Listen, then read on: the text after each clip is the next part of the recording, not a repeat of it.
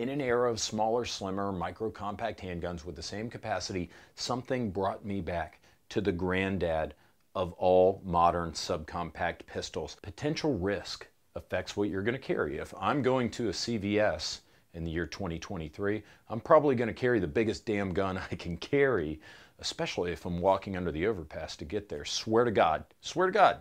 Today, I'm at the CVS, downtown New Orleans, across from the Rouses. Some crackhead walks in, takes a whole bunch of shit from a display. In plain view, the cashier just walks out. Anyways, I work in a 30-story building downtown with armed security. I park in a private garage attached to the building.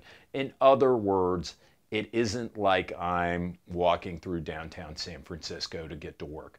Plus, I can carry a Desert Eagle in my briefcase if I want to, in addition to whatever I have in my holster on my body. The point is, my day-to-day is pretty low risk, so I want something capable but concealable. I'm walking into the office with only one bulge. And I'm just saying that hypothetically, theoretically, one could, in theory, keep a very, very large gun in one's desk. Time being a flat circle means I've started carrying my trusty old Glock 26 again, and it's been wonderful. It doesn't print, it's light, it's compact, I forget I'm carrying it, I trust it more than any other compact handgun in the stable. Let's talk about it real quick. The Glock 26, introduced in 1995 when I got 5 on it from the Oakland duo Looney's album. Operation Stackola was in the top 10.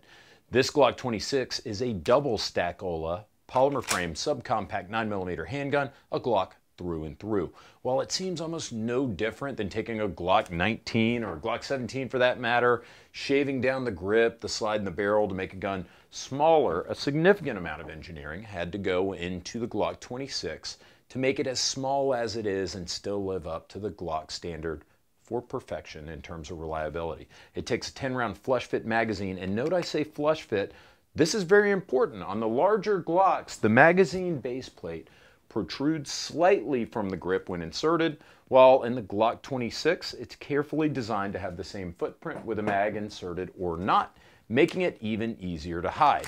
Of course, any magazine that'll work in a Glock 19 or a Glock 17 will work in the Glock 26 as well, including those 33-round Glock 18 stick mags or 50-round titty drums if you want it. You can stash a Glock 26 with a 10-round magazine almost into a pocket, and it conceals very well due to the abbreviated butt.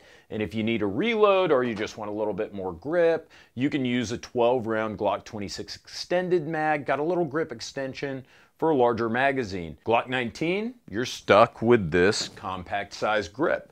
With the 26, you have the option of the subcompact grip or using extended magazines if you so wish at your election. Now, an unfortunate byproduct of the magazine compatibility with the larger Glocks is that the 26, although smaller and lighter than Daddy Glock 17 or Mommy Glock 19, the gun is the exact same width, about 1 1/4 inch thick, and a weight of 21.5 ounces with an empty mag. The SIG P365, just 1 inch wide, 18 ounces, holds 10+1 rounds. The Springfield Hellcat, pretty much the same size and weight as the P365, but holds 12 total rounds.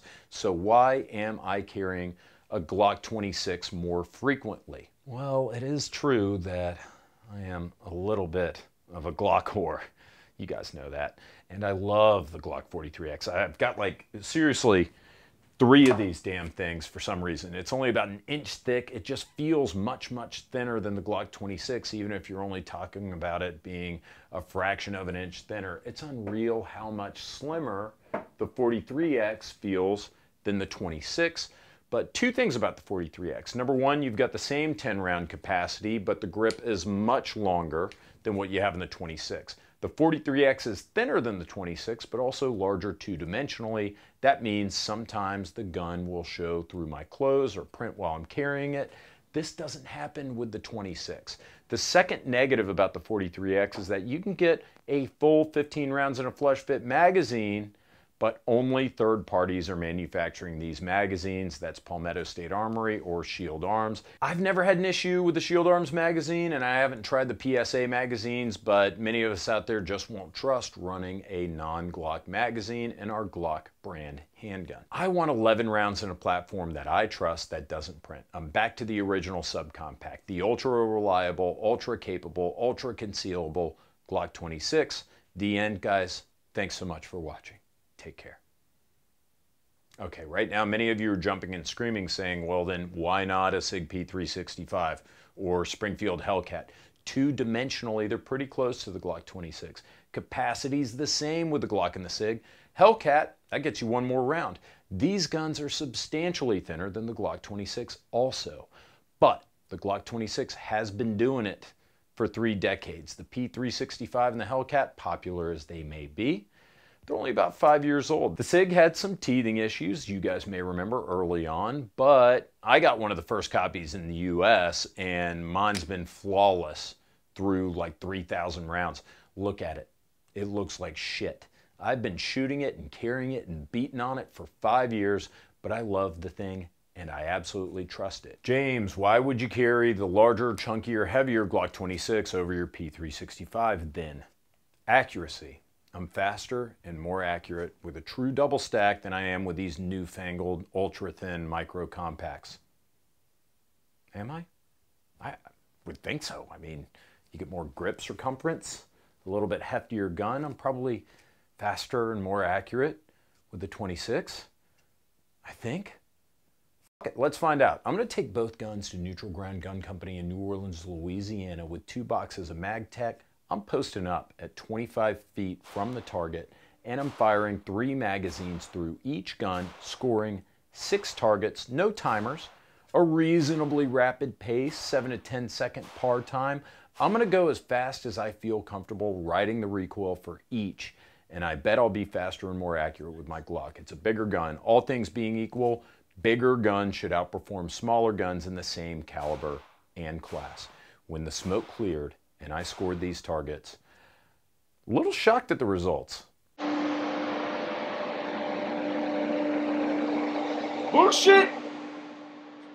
I mean, that's slowed it down just a little bit, but 1, 2, 3, 4, 5, 6, 7, 8, 9, 10. Like, nice tight group there, but a little off to the left, and then here's the last with the P365. 1, 2, 3, 4, 5, 6, 7, 8, 9, 10. Most of them all concentrated in the bullseye-ish area where you try to put the bullets. You try to put the bullets there. On average, I was not only faster, but more accurate with the SIG P365 at 25 feet, a practical football field with a micro compact. First Glock magazine, cold, shot at 10.1 seconds with a score of 80 out of 100. I scored almost the same with the first mag from the 365, a 78, but I was a whole 2 seconds faster. For target number 2, I sped it up a bit. I took just 6.5 seconds to shoot a 69, nice, with the Glock. I was a little bit slower with the 365, taking 7.2 seconds, but I shot a better score of 74. So I slowed it down again for the last target, taking 11.8 seconds to shoot a 68 with my Glock, my slowest and worst score. It took me 10.5 seconds on the 365 for my best score in 83. So with the Glock, I shot an average time 9.5 seconds with an average score of 72.3, meaning for every second I took, I averaged 7.61 points per second. With the SIG, I averaged 8.6 seconds a mag, almost a whole second faster than the Glock, and a score of 78.3 for 9.1 points per second. I was faster and more accurate by the numbers. To throw a little variable in there, we got Sexy Sam, the manager at Neutral Ground, to also run the exact same test. He actually had a damn fine target with the Glock 26, a score of 71 in 14.6 seconds, while his P365 target was abysmal. A score of 20 in 16.2 seconds. So what does that tell you? It looks like, surprise of the century, it boils down to whatever works best for you subjectively, which is why it's so important to get to the range and try different guns. Imagine being Sam, buying the tiny P365, not being able to shoot it worth a damn, and in spite of being a handsome man with a luxurious beard, having low self-esteem, thinking that he's the worst shooter in the world with his pathetic targets until one beautiful day, he picks up a Glock 26 and takes it to the house just like he did here. That's when you might realize that maybe it's not you. Maybe your fat old ham hock hands just need more grip. That's it.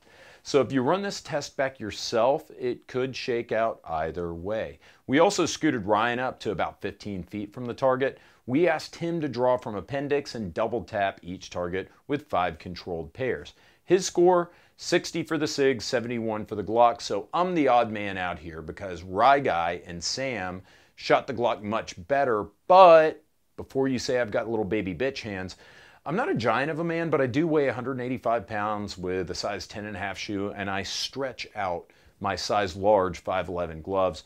So I don't know what it is. Maybe it's this little horn on the bottom of the P365 that helps me get my pinky on the grip. That's all I can guess. And it's because of that little butt horn. With concealability, you're basically calling this a draw. It's pun. The 365 prints like a slightly taller gun because of the grip makes it a slightly taller gun with that horn. Show us your bulge. There we go. Now the squatty Glock 26 with its straight butt doesn't really print at all, and it's one of the easiest 9mm to conceal ever made. But the Glock 26 is also 25% thicker than the ultra-thin 1-inch P365, which is way more comfortable to carry. Let's be honest, even though the 26 conceals slightly better, both of these guns will absolutely vanish in a good holster. I guess it's time for the painful conclusion. Us gun guys, we're not any different than like Ford versus inbred idiot Chevy guys, or professional sports fans, or casual self-destructive alcoholics. We all have our brand. We all get emotionally invested in our team, and Glock is my team. But here at TFB TV, we don't deal in feelings. We deal in facts, and the facts are as follows. The Glock 26 has been around for almost 30 years, arguably the most reliable subcompact semi-auto 9mm pistol ever made. The SIG P365, a phenomenal handgun, and even though it's only been around for 5 years, mine has 3,000 rounds plus reliably through it. I trust it. The Glock 26, slightly easier to conceal. The 365, slightly easier to carry. P365, you're getting great night sights right out of the box. It's a paid upgrade for the Glock. When you factor in the night sights, the SIG's probably cheaper. A Glock 26 is going to have way more holster options, but you're not going to have like a hard time finding a holster for the super popular P365 family. The final, painful, hurtful fact for me, I am a much faster and more accurate shot with a SIG P365 over the 26. So I'm going to be carrying that more often, at least during the work week when I'm concerned about printing. But remember, this is purely subjective. Out of the 3 shooters that participated in this drill, 2 of them shot the Glock much, much better. So if you watch this video and say, you know what, I'm gonna go out and buy a SIG P365 or a Glock 26 without trying both, how would you know if you done fucked up or not? Guys, thanks as usual for watching. You know I love you. Thank you to Ventura Munitions for sending the ammo that we use in this test. Thank you for watching, and take care.